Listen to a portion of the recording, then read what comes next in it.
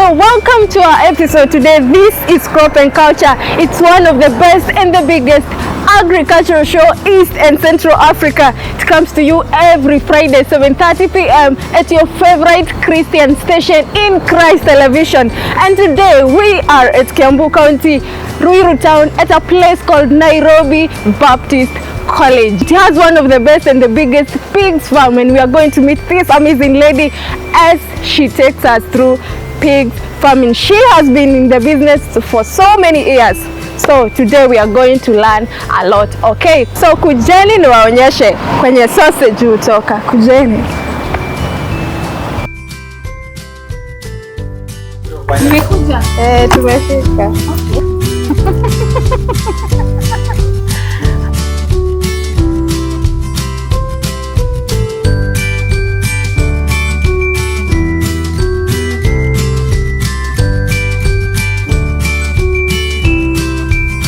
Director is here. Maybe we can say hello to him just before we start. Yeah. Can I tell you when I first came to Ruiru to live? 1981. Ex-former President Moi's government in order for given to us. We paid nothing for it. Wow. All we had to do is develop it, and so we did that. We've been going for 30 years. Yeah. Wow. And Violet is my good friend, and she is working with the pigs because she knows everything about pigs. So anything you want to know, she knows it. And if she doesn't know it, she knows where to get the answers to the questions, even though I don't. Okay? Yeah. I'm from America, but right now it's so cold, I don't want to go there. Look at this wonderful weather. It's beautiful. Anyway, you're welcome. It's nice to meet you, Mr. Kamara. Yeah. Thank you. This is our piggery. We've named it Piggery Palace. It's a palace. Piggery Palace. I think why we did that, always piggery is connected na chafu and a bad smell. Yeah. And you people, can you get any smell? No. Okay, today we've not washed. Not yet. Maybe if you get inside, you'll tell me. Yeah. But you should be able to get smell when we are here. Okay. So we like closing it for something called biosecurity. Biosecurity is actually conducted in places where you keep animals or you keep poultry so that people don't come in. You don't allow so many people inside. Actually, we carry bacteria on our own. So we actually try to limit the number of bacteria we carry inside from outside. Basically, these gumboots are not meant to go out, like out of this premise. So when I'm here, I'm in this gumboots. When I go home, I have to change and put on my clothes, and then I go. Okay. So this is our footpath. Today, I have not put for you there, but you will just dip kidogo hivi. Although we always want people to immerse their foot so that any bacteria, even on top can. And because I don't have enough gumboots, we will just dip kidogo. This is security to keep off bacteria and diseases. Maybe you visited your cows today in the morning. So when you come here and dip, we believe all the bacteria remains here. Yeah. So when again you come, you have to wash your hands. You don't know what you have touched outside there. You walk into different pens. So once you go into the pens, you come again and disinfect here. Oh wow. Today we've not put any water. We wanted to wash, but since you people are coming, we had to clear the water because if I put water here, I'm tired. Yeah, sure. Have a good day.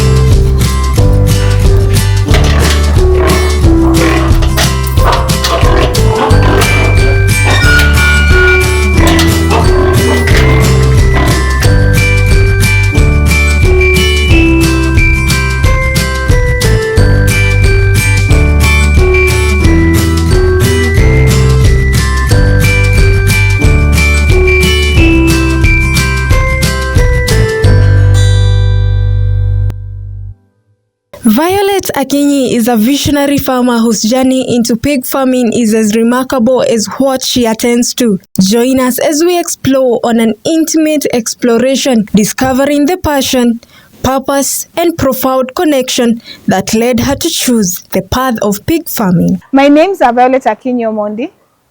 This is Ruiru. It's called Ruiru Baptist College. This is where most of the Baptist pastors come to train. And as they come to train, we also equip them with knowledge on either animal husbandry or crop production, so that this one would help them also to get money to run their life and also to pay their bills. Now I'm going to take you to this place where we keep pigs. It's called the Piggery Palace. We have 6 mothers and 1 boa. Karibuni sana. When did you start, or what made you even start the business? Okay. We started the business in 2013. 2013, that is when we started. There was a Mzungu who came here. He wanted to invest. And because he was a friend to Ole, they decided they would invest here. So they built this place. Basically, as he has told you, the piggery is meant actually to boost the school fees for the pastors. Another reason why we decided to do this, we have so many pastors who after training, they actually do not know what to do because they don't have cash. So this also encourages the pastors that as much as they preach, they also have something they are doing, so that they don't totally depend on the flock. They even remove their own tithe, because if you are in a church, in a compound, most of the pastors are given a compound, yeah? You can keep 1 pig, and 1 pig will give you like 10 liters. Liters are the piglets. These 10 liters, if you kuza them well, in 6 months' time, you sell them. If 1 pig weighs 90 kilos, 90 kilos times the 400 we are buying, how much is that? So the pastor is able to cater for himself, is able to pay his bills, and is also able to tithe. So it's actually trying to show the pastors, yes, we can depend on the word, but while we depend on the word, we'll be doing something. Yeah. The pig, known for its remarkable fertility, is a cornerstone of agriculture. With an average of 8 to 16 piglets per pig, they ensure a steady and secured future generation. And why pig? Why not cows or goats? We chose pigs because they take a very short time. For instance, I've told you, this pig that I've served, it will take 3 months, 3 weeks, and 3 days. It will have farrowed. You understand? It takes the short time. Then after farrowing, it will take 6 months. From the time it is born, it will take 6 months. It is ready for sale. Yes, you might see it's taking a long time, but what is the outcome after the 6 months? If you rear the pig well, and it goes up to 90 kilos, that is live weight, then you have your own outlet where you'll sell a kilo at 450 now. Is it 450? How much are you going to get in 1 piglet? Now you have 10 times what you're getting. That is money that is enough to sustain a church. Is enough even to sponsor other people who wants to go and do evangelism. You don't actually need to depend on the Christians to give you all this. So that is why we said a pig. Another thing, a pig takes a very small space. It's all in one house, whereby we have the service unit for the 2 pens, we have the farrowing unit for the 6 pens, then we have the winners unit for the 4 pens. The lower section there, that is our fattening unit, where we put the fatteners, the ones that are ready to go for nyama. So our production goes like, from here, it goes like this, then comes back, then we drop to the other unit. So the other unit is just next to our gate. Our loading ramp is supposed to be there. So from there, you just load the pigs and they go outside. So that is the way this structure is constructed. It is also constructed this way. When I sit down there, where my office is supposed to be, I can easily supervise.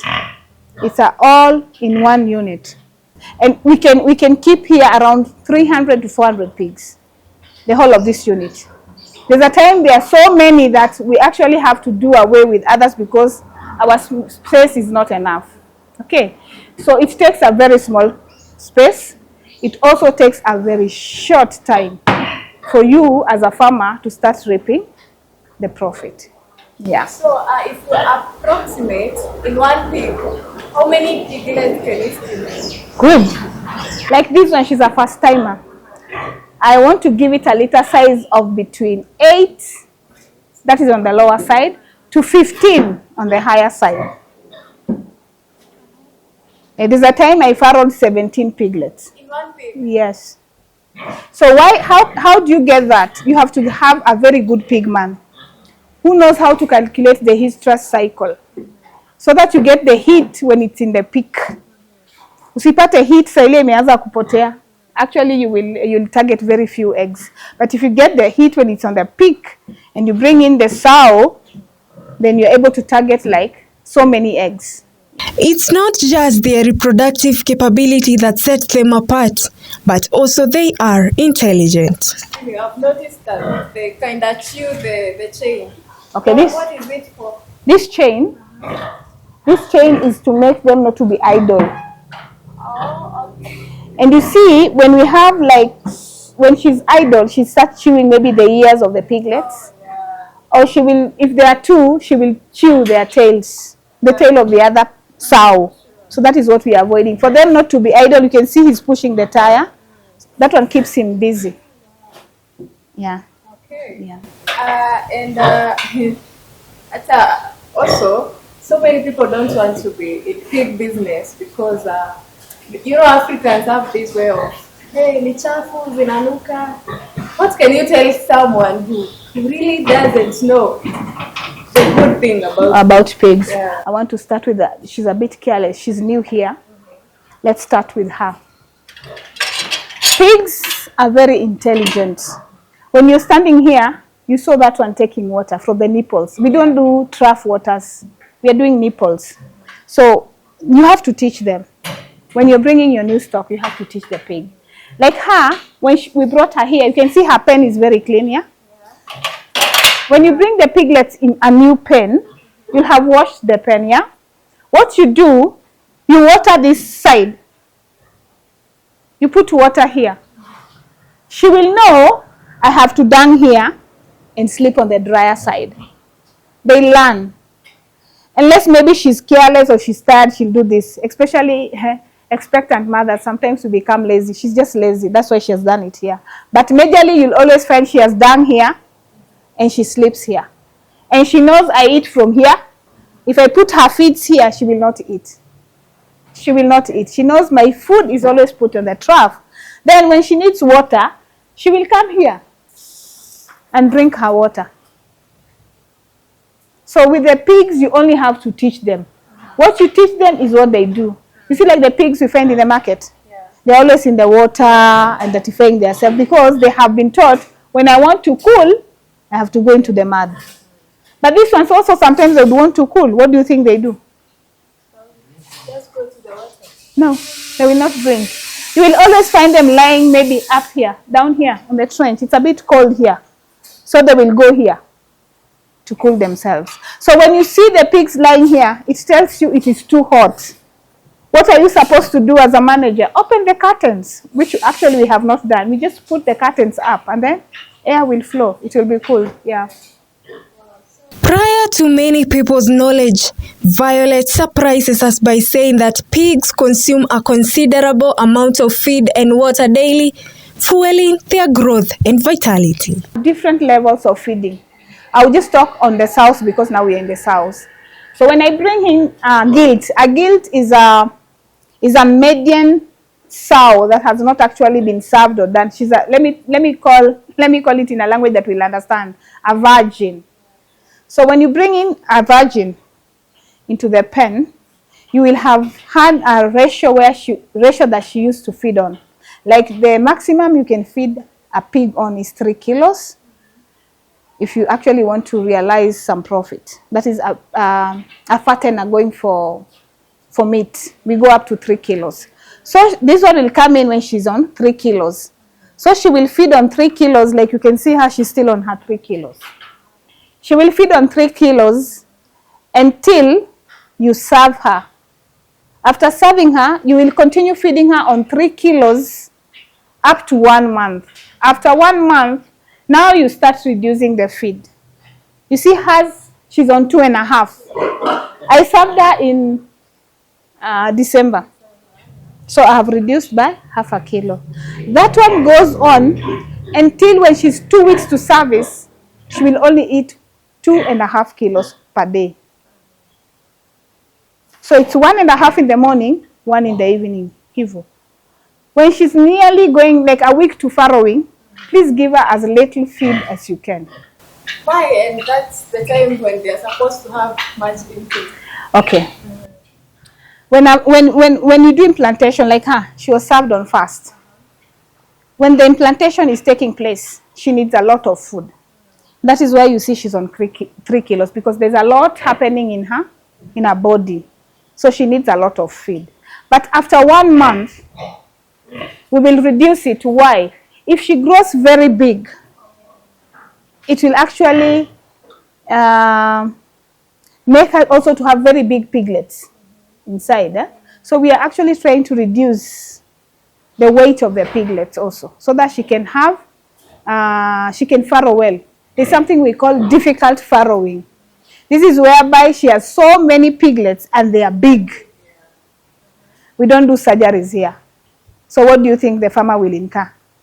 Maybe death of the sow or death of the piglet. So when you continue reducing the feed, you're actually trying to balance the body size of the piglets. And many farmers have lost piglets due to difficult farrowing. So you actually have to reduce that. And also, why do we reduce again? We also reduce the kilos to avoid mastitis.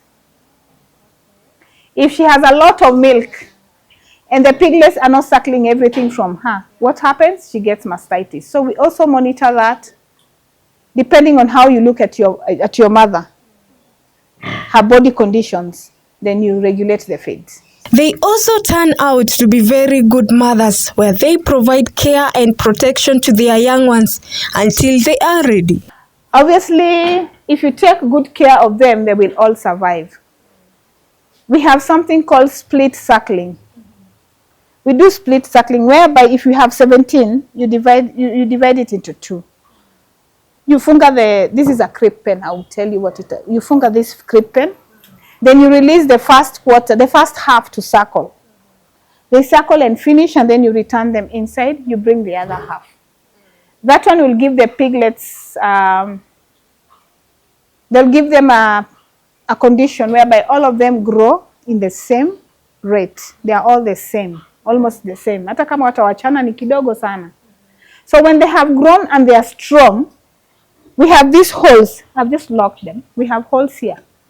These holes also help us because any weak piglet will run through and nyonya anywhere and come. That one we do after they are strong, because the first 2 weeks you have to be very careful, because the piglets must get enough colostrum, which if they don't get again, they will diarrhea. Again, if they mix the 2 colostrum, they will diarrhea. We always have a crepe pen in the farrowing pen, because when the piglets are born, you know, they don't put on clothes. Yeah. Yeah. So this crepe pen is made in a way that it keeps them warm. How does it keep it warm? Sometimes you would light a neon bulb here, and this place will be warm. Then we'll use straw, wheat straw, as the bedding. So immediately they are farrowed, you have cut the cord, you put them in here so that they don't get cold, because they are sleeping on a bare floor. So this one actually is to make them warm. That is 1. 2, it is to keep them away from the sows. Sometimes when you have a careless sow, it will just fall, boom, then it will fall on all the piglets. But if you have taught the piglets that they sleep here, and they only come here to suckle, then they will learn that. I told you that pigs, it's the way you teach them, that is what they will do. So you'll find the piglets will be coming here to suckle, then they go back into the crib to sleep. It only takes few weeks after birth where weaning process begins, preparing the piglets for the journey ahead. Weaning will depend also. We have weaning. You can wean at 45 days. 45 days? Yeah. You can wean after, you can wean at 25 days. Okay. You can also wean at 60 days, which is actually not good. So here I wean at 45 days, depending on the condition of the pigs. Before you wean, please do not wean pigs because weaning date imefika. Wean pigs because they are strong and they are able to take care of themselves in the next stage. What will happen if you wean pigs that are very small? They will not make it. Because they are not used even to the food that you're going to give, the super creep you want to give them. They still need to suckle.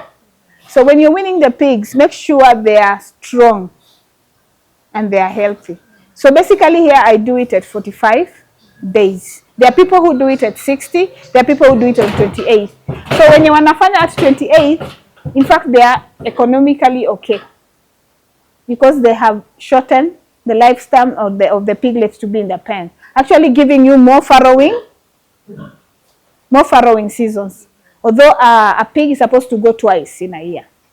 I will farrow it like on 4th, then after 7 days it will come on, I will service it again. So in a year we do 1 pig twice. That's why they grow very fast. The numbers grow very fast. Yeah. Wow, so nimeona kumbe hakulangi sana. Unajua kuna mtu anasemanga unakulaje kama pig? Kumbe pig haikulangi sana. Like her, she's only taking 5 kilos. I think the highest we can feed when she's now suckling, we can go up to 8 kilos. That is another thing I have to tell you. When she farrows, she will need a lot of feed. Not a lot. As in you will give her kilo plus an extra 0.5 for the piglets times the number of piglets you have. So basically you can go up to 4.5 kilos. And then again you start going down. Yeah. So do you mix with vitu kama maybe chakula maybe za swill? Okay, we call it swill. Here we don't advocate for swill. Like you go to the market and pick ugali and all that. We don't advocate for that because sometimes that food is not safe. Although watu wanasema nguruwe ni mchafu, the pigs are not dirty. If you really want to do it right, start feeding them on swill. It means you will go somewhere and pick something that has molds in it. Then you come and feed your pigs. Then they start their rearing. There you're going to incur costs. And as much as you are doing this, we are trying to reduce costs. Yeah. Just like any other industry, the pig market is subject to change. Tuko na shortage ya white meat, which is the most expensive meat. Yeah. Nona? So I would say the market is readily available. Wow. One, I think I have talked to you about outlets. Yeah. If you're a small farmer, why don't you start your own outlet? Fungua butchery pale. Slaughter nguruwe mmoja mwenye yako 90 kilos. Who's at 450? How much is that? Yeah, that's a lot. Your own outlet will also help you. Yeah. As much as we also sell to Farmer's Choice, you can also do your own outlet. Another thing that I would encourage somebody to do, you have 1 pig.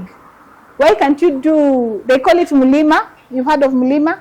Where people eat ugali, kadogo, hapo na bones, and a little veggies. And you fetch double what you're selling for meat. We actually don't need to depend on bigger companies to help us. Yeah. We only need to think outside the box. Then we are going to make it. Wow. Everybody is going for the pig. Everybody now is shifting from red meat to white meat. And I think all of us, at the end of it all, will all eat white meat. Kwa sababu tumeambiwa red meat iko na 1, 2, 3. Yeah, so everybody sure. else, I need pork, I need fish, I need kuku. Yeah. Yeah. So before I forget, do you usually like add hizi kuna mali zitafika useme hapana utazitumia Yes. kupata watoto zikuweza nyama? Yes. So I've told you these ones are first timers. And for me, I will go up to parity 9. I know you understand what I mean by parity. Parity means the number of times she has given birth. Meaning I will go with her up to parity 9. Basically, when pigs reach parity 9, they have given birth 9 times. Their farrowing graph starts going like this. So as a farmer, when you notice that, and your pig is between parity 7, parity 9, ameanza kuzaa watoto 7, 5, she's actually telling you, please remove me from the herd. Oh, wow. She doesn't have a problem. She's not sick. She only needs you to cull her. Amechoka. So for me, I will go up to parity 9. Then I will cull them. Among the challenges, diseases tend to be the main issue affecting pig farming. But despite these challenges, Violet's dedication is evident as she keeps striving to ensure the sustainability of the operations. For diseases, I will not say it actually needs you to have.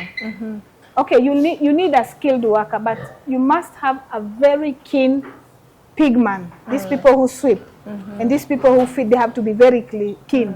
They have to have at least a knowledge, hata kama ni agriculture class 4, class 5, signs of a sick animal.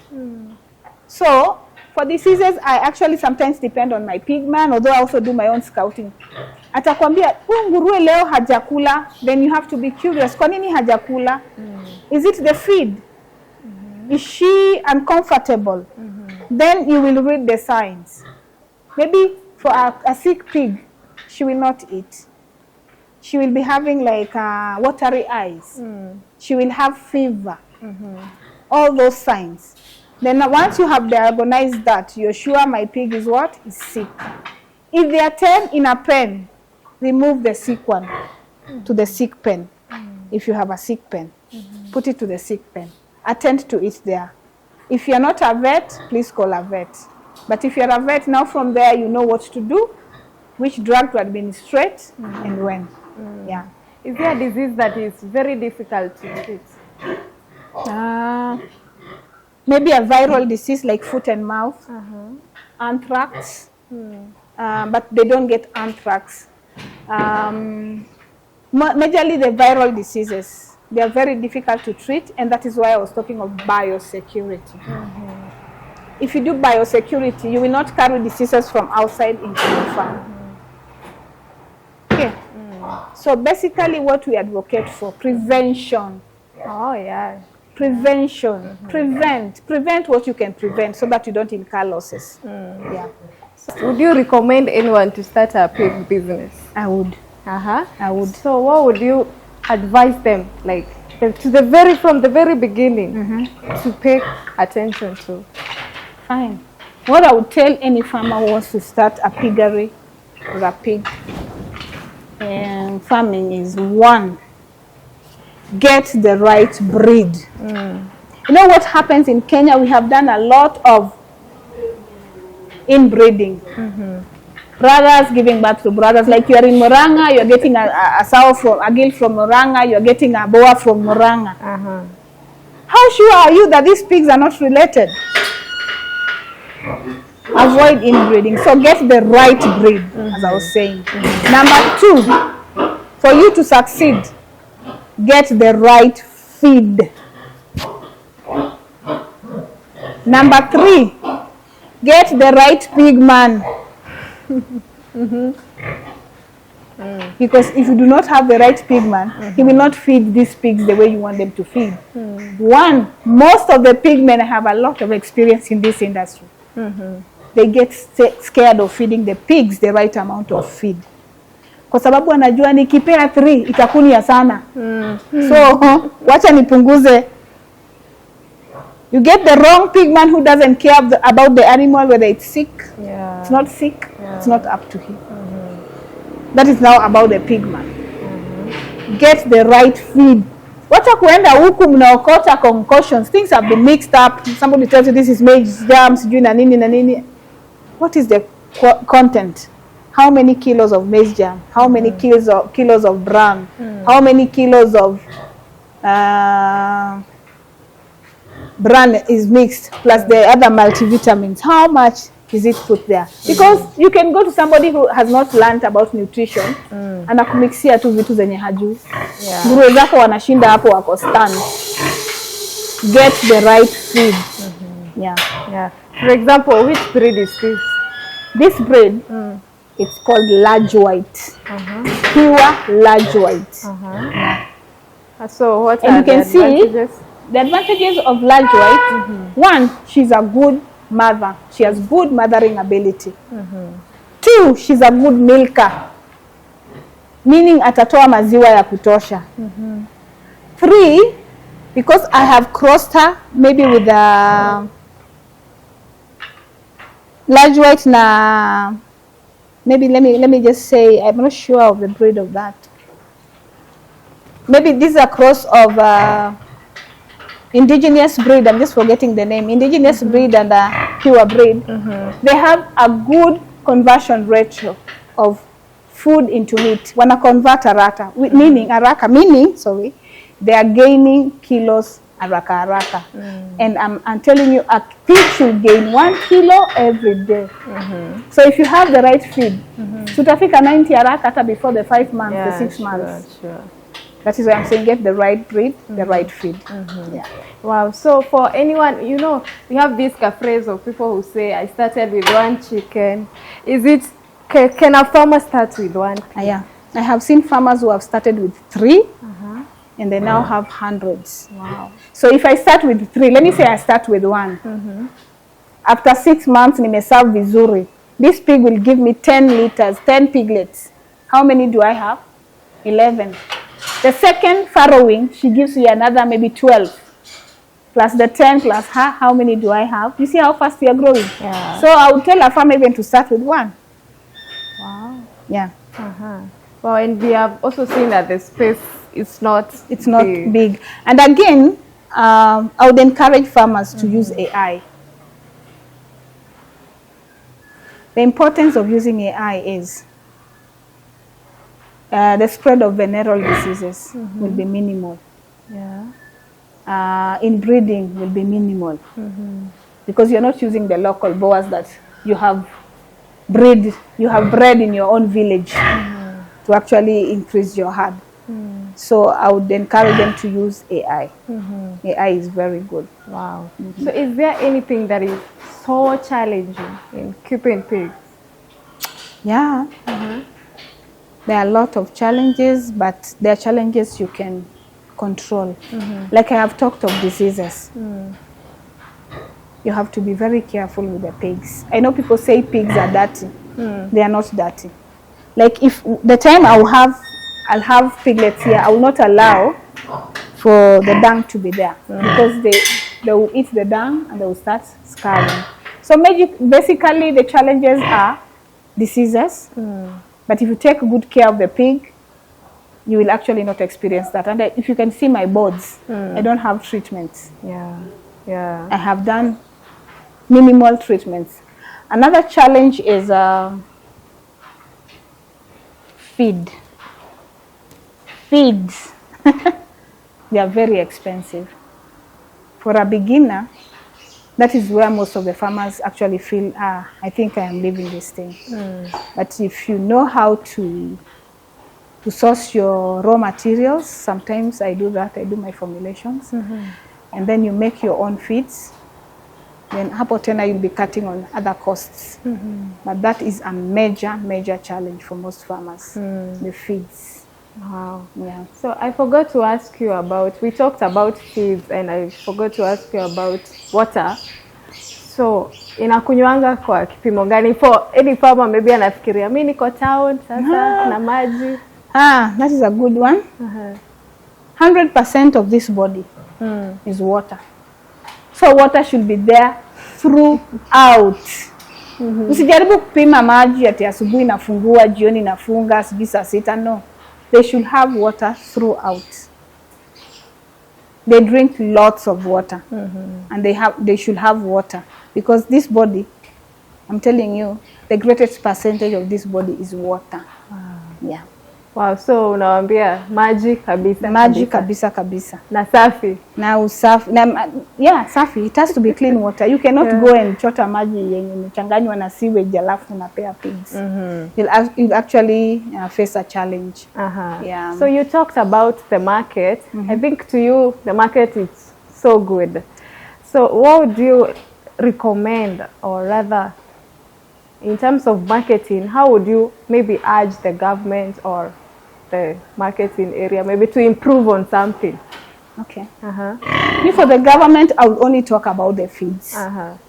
If they really want this industry to grow. Yeah.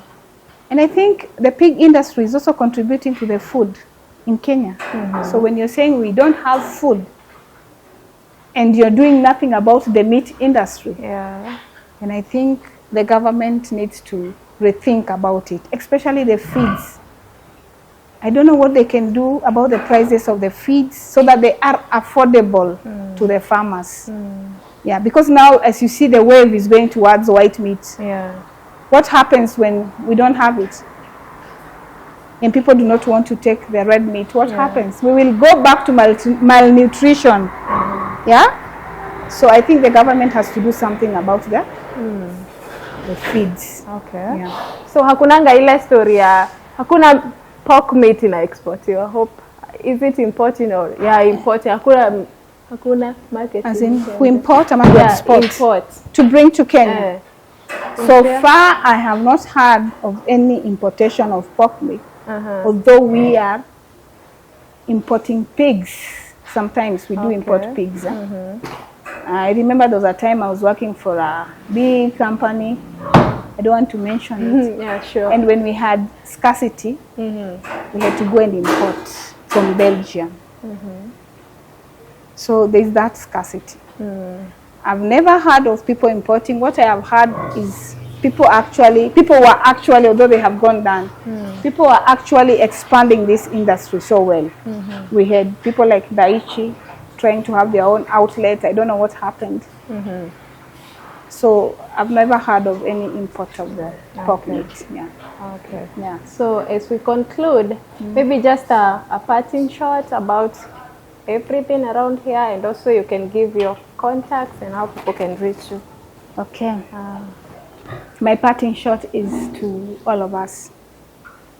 Is whatever you get your hands to do it to your best, because life is a chain. I am here in the farm just taking care of this pig, which will feed 1 million. It will feed 1 million people outside there. So what happens if I lazy about in my work? I'll be killing the chain. So what I want to urge people, especially those who are in the pig industry, an industry that is actually dying off. Those who are there now, can we do the work so that we enlarge this chain? And for them that wants to start, I know there are so many of us who closed down because of maybe feeds and all that. I would encourage them to come back. There is still need for this outside there. People are actually looking for white meat everywhere. There is scarcity of this meat. So if you can do 1, you can do 2, you can do 3. I just request that we come back to the industry so that we grow this industry. We might neglect it, and this industry will go back. So many people will lose their jobs because we are not doing our best wherever we are. So as Christians, as people who know God, the Bible says that we were told to come and take care of whatever God put on earth. So as we take care of other things, let us take care of animals, let us take care of crops so that we do not lack. That is my parting shot. If you want to reach me, I'm in Ruiru Baptist, just next to the Kanjo. My phone number is 0711 75 28 35. We are just beginning, and I always love to teach people. So if you are interested and you want to be trained, you can contact me. Thank you. Well, I think you've had enough. In everything that you're doing, are you doing it with diligence? My name is Jane Kibari.